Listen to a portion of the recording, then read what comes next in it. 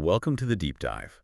Today, we're exploring something really quite remarkable. It's this intersection of, well, royal generosity in Thailand, community spirit, and this deep support for Buddhist education.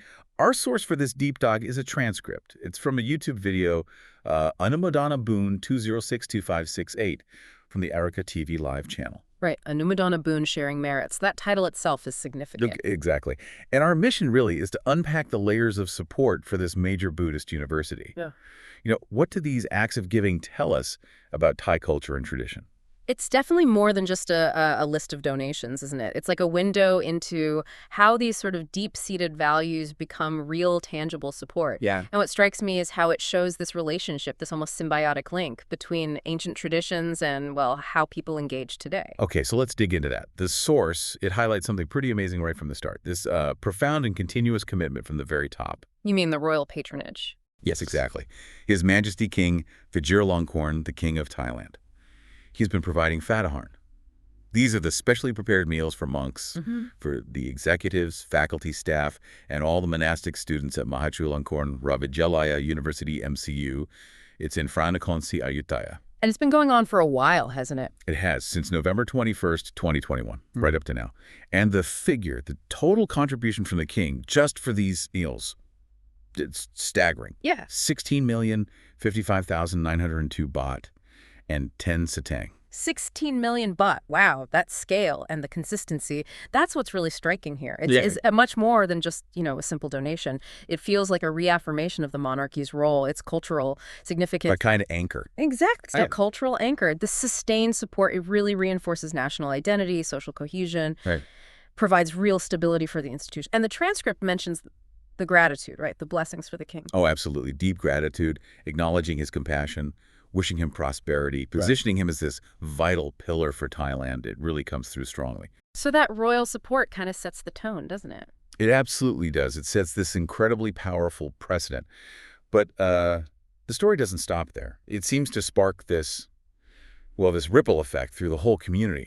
Our source shows that this spirit of giving is mirrored by, ordinary people too. On this specific date, June 20th, 2025, there were 7 different groups of sponsors or hosts who came forward. 7 groups on one day. Yeah, offering meals to the monks, joining in what the source calls the royal merit making. Which raises that question, doesn't it? What motivates all these different people, these diverse groups to chip in like this? Right. And if you zoom out, you see this really vibrant tradition of merit making. It's just woven into Thai society. And it's not just about money, is it? You mentioned some specifics. No, not at all. That's what's fascinating. For example, Kun Krayon Siri Kodsilchai, they celebrated the birthday, get this, by inviting 9 monks for chanting, offering kitchenware sets, donating 5,000 baht for meals, and bringing 400 bowls of noodles. 400 bowls of noodles. That's quite something. It's very personal. It is. It's so tangible, isn't it? What does that tell us? That kind of hands-on effort versus just writing a check. Well, I think it suggests merit making isn't purely about the financial value. It's the act itself, the personal involvement, the sincerity behind it. 400 noodle bowls.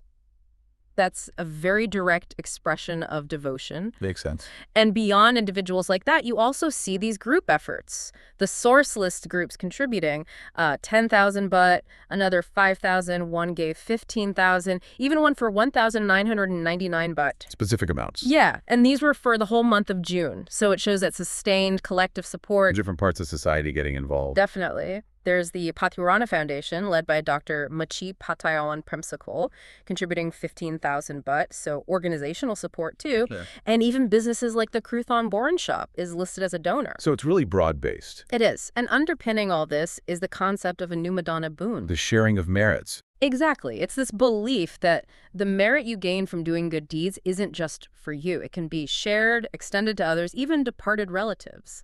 It creates this sort of collective spiritual uplift, like a shared investment in well-being. So individual acts become communal. Precisely. A communal spiritual bond. And the chants mentioned are part of this, too. Right. The transcript mentions specific chants. Yes, like Yatha Varivaha, that's often used to transfer merit or wish for success, like water filling the ocean, And Sabi Bitio, which is about wishing for freedom from misfortune, good health, blessings. So ancient verses still very much alive in these modern acts of giving. Absolutely. Deeply symbolic. Okay, so that brings us to the place receiving all this generosity. Mahachulalang Kornraja Vidalia University, MCU. Let's zoom in a bit. Why MCU? What's its purpose? Well, the source connects it back to a royal wish, doesn't it? It does. Kinchulongkorn Ramavi. The university's mission is basically to fulfill his wish, to produce graduates who have the knowledge, the understanding, to propagate Buddhism effectively, stably for the future.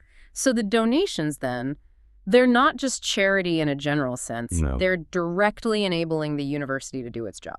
Fulfill its mission. Right. It's like a collective investment in preserving Buddhist teachings, ensuring that heritage continues. And the scale of need is significant, you mentioned. It really is. Think about this.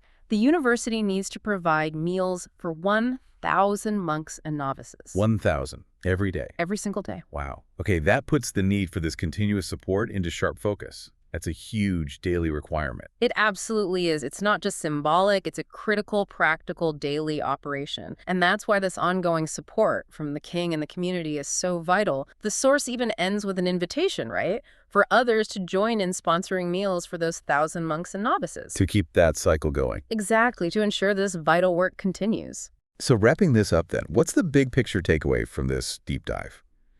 It feels like we've seen this really powerful, kind of intricate connection between the monarchy, the community's giving spirit, and this specific educational institution, all working together to support and preserve Thai cultural and religious heritage.